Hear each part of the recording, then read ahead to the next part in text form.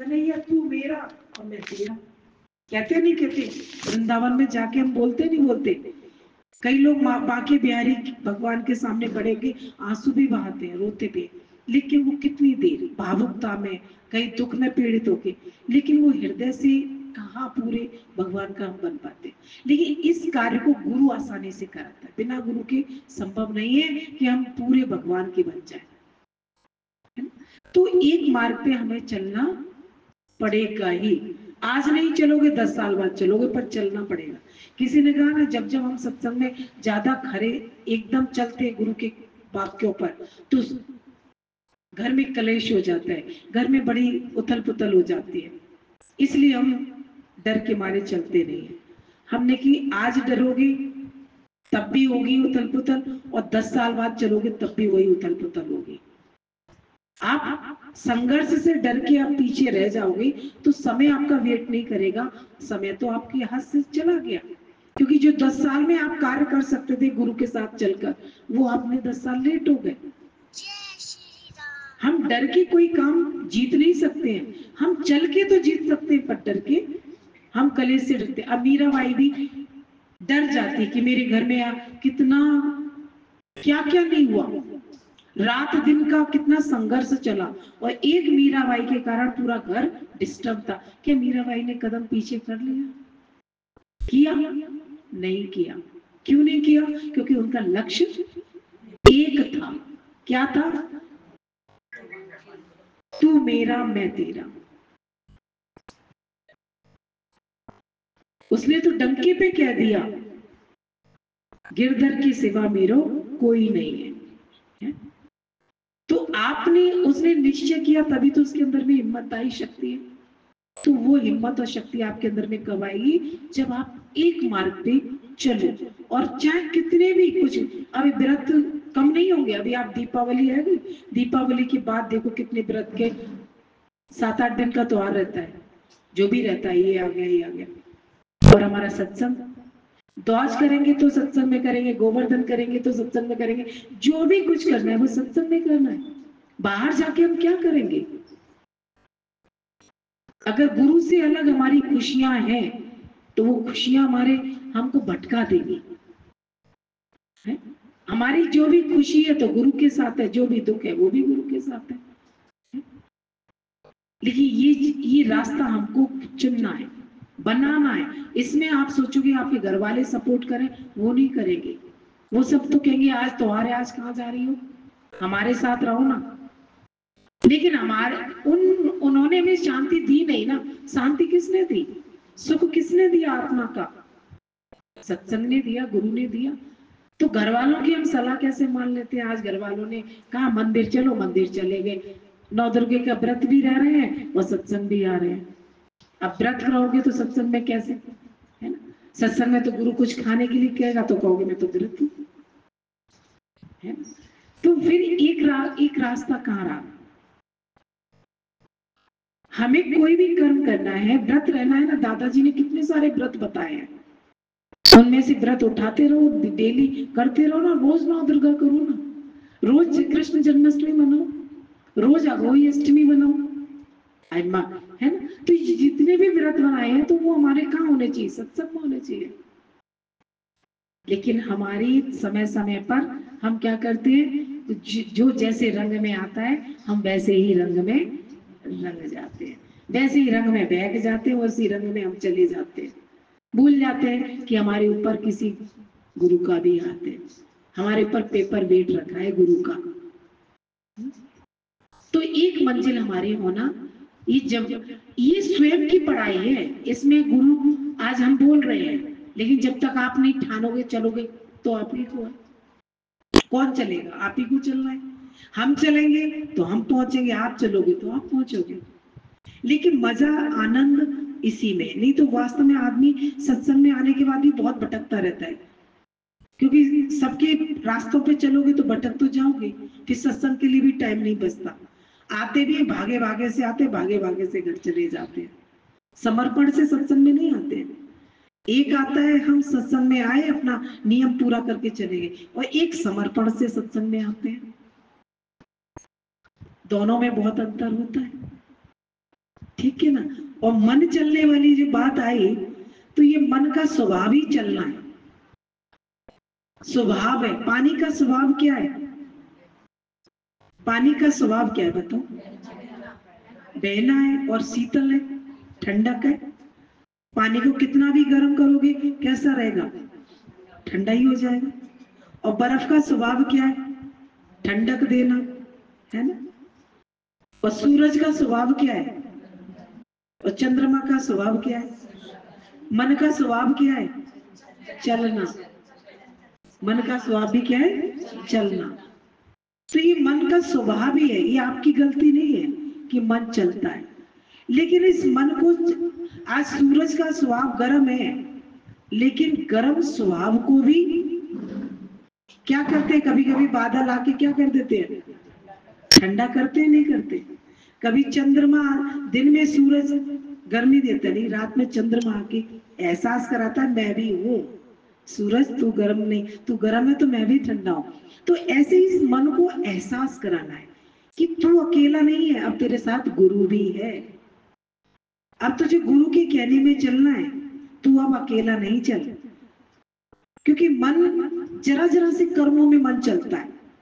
यहाँ पर भी बैठोगे ना, गुरु ने एक को आगे कर लिया, एक को पीछे भगा दिया, यहाँ पे भी मन चल जाएगा, क्योंकि मन चल ही रहा है, रुकना आया ही नहीं ऐसे। अभी तो कोई एग्जाम भी नहीं लेता गुरु, अभी तो तुम्हारे मन में मन मिलाता रहता है।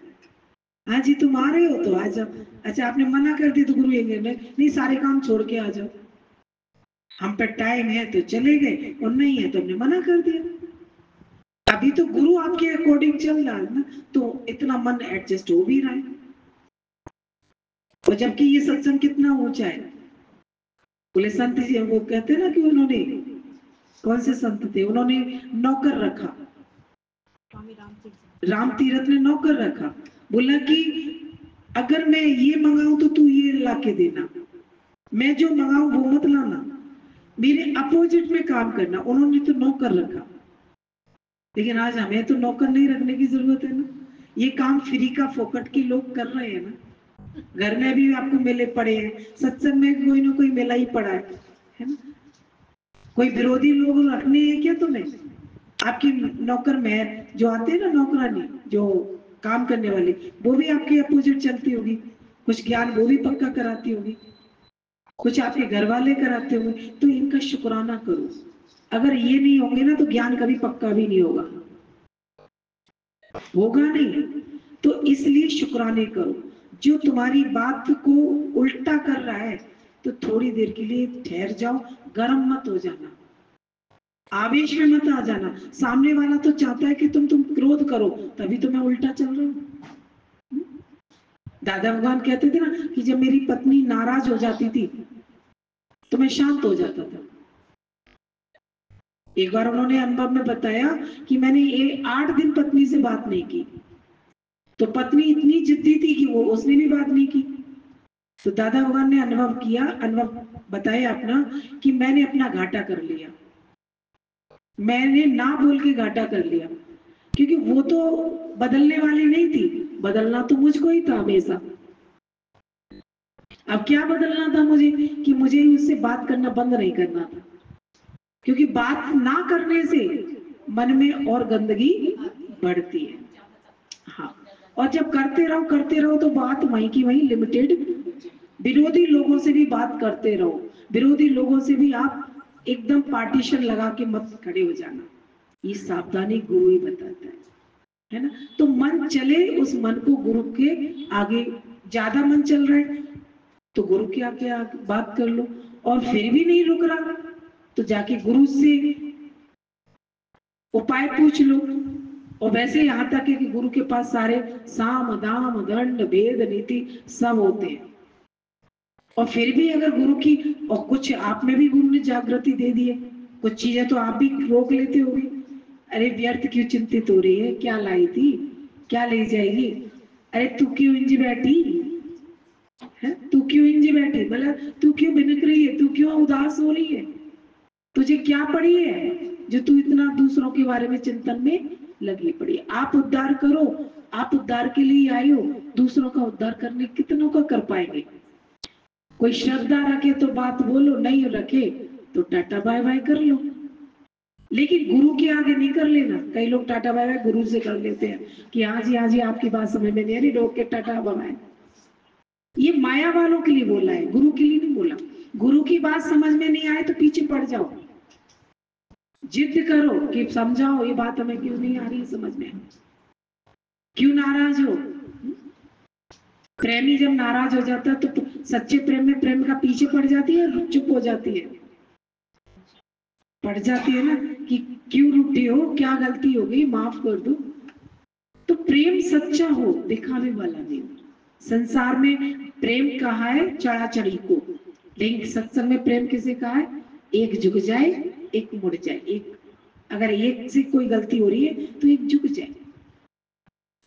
तो हमेशा तभी समझ में आता है। बहुत अच्छा जीवन में अगर आपको कुछ आपके मन माने हिसाब से नहीं हो रहा है और कभी आप जो चाहते हो आपको डायरेक्ट नहीं मिल रहा है, तो सबर रखना, शुक्राने करना, और ये युक्ति आपको रोज गुरु दे ही रहा है। बोले बहुत अच्छा एक दृष्टांत है, याद आ रहा है। बोले एक बार क्या था, एक बच्चा था तो उसके घर में धन का अभाव था, तो उसकी माँ रात दिन उसको माँ थी बूढ़ी बड़ी और बहन थी, मतलब परिवार बड़ा था और पैसे की आमदनी ज्यादा नहीं थी। तो आए दिन जब पैसा कम होता है, ज्ञान नहीं होता, तो उस घर में रोज रोज के झगड़े मचते रहते हैं, है ना। कभी पैसे के पीछे, कभी बहुत सारी चीजें होती हैं। तो उसने अपने बेटे से कहा कि बेटा एक काम करो, पास में कोई संत जी आए हुए हैं, बहुत बड़े संत जी हैं, उनसे जाके तुम एक बार भेंट करे आओ, हो सकता है वो कुछ हमारे दुखों को खत्म कर दे। तो माँ ने बोला, तो पिता जो पुत्र था उसने बोला ठीक है माँ, अगर आप कह रही हो, पहुंचे हुए संत आए तो मैं उनसे जाके अपने दुख की बात कर लेता हूँ। तो बोले कि उनसे पूछना कि हमारे दुख कब खत्म होंगे। तो बोले ठीक है, अगर आप भेज रहे तो मैं चला जाता हूँ। अब सुबह उठ के वो बेटा नहा धो के जल्दी संत जी के पास जाने लगा और माँ की बात कहने के लिए। चलते चलते उस रास्ते में एक पेड़ पड़ा, उस पेड़ पर जो था ना, पतझड़ छाया हुआ था, हरा भरा नहीं होता था, चारों तरफ उसके बहुत बड़ा पेड़ हो तो गया था लेकिन फलदायक नहीं होता था। तो उसने कहा कि भैया तुम कहाँ जा रहे हो। बोले संत जी के पास जा रहा हूँ। बोले कि अच्छा, तो बोले किस लिए जा रहे हो। उसने बता दिया कैसे ऐसे मैं अपने दुखों का। बोले एक प्रश्न मेरा भी पूछ लेना कि मैं इतना बड़ा हो गया हूँ, इतना मैं वृक्षदायक भी, वृक्ष पत्तियां भी लगी है, सब कुछ है, लेकिन मेरे पर फल क्यों नहीं आते हैं। क्योंकि वो वृक्ष किस काम का जिसमें फल नहीं आए, दुख होता है ना। तो उसने बोला ठीक है मैं पूछ लूंगा। आगे बढ़ा, आगे बढ़ा तो उसे कौन मिला, एक साथ एक गृह परिवार मिला, और उस परिवार ने बोला कि बेटा तुम कहाँ जा रहे हो। बोले कि माता मैं तो संत जी के पास जा रहा हूँ अपने दुख का निवारण। बोले ऐसा करना, एक प्रश्न मेरा भी पूछ लेना कि मेरी एक बेटी है और वो बेटी गूंगी है, वो बोलेगी कब। संत जी से पूछा ना। बोले ठीक है मैं पूछाऊंगा कि आपकी बेटी बोलेगी कब। बोले आगे चल के एक संत जी और मिले, थोड़ा सा आगे बढ़ा, एक संत कुटिया में बैठे हुए थे। बोले बेटा कहाँ जा रहे हो। बोले एक पहुंचे हुए संत आए उनसे मिलने। बोले एक प्रश्न मेरा भी पूछाना कि मैं इतने सालों से तपस्या कर रहा हूँ पर मुझे तपस्या का फल नहीं मिल रहा।